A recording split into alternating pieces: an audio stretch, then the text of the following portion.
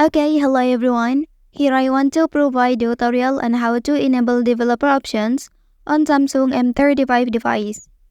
Well, developer options provide access to advanced settings and features that are not typically available in the standard user interface. And also, enabling developer options allows you to customize and optimize your device beyond standard configurations. Okay, so let's go to the tutorial. To begin, access the settings menu on your device.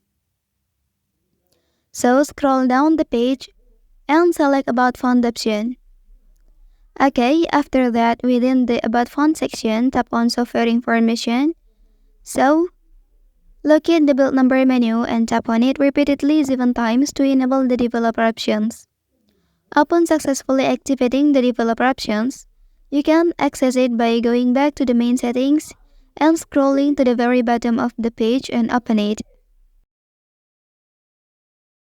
The developer options provide advanced settings and features for users to customize and optimize their device according to their preferences and needs.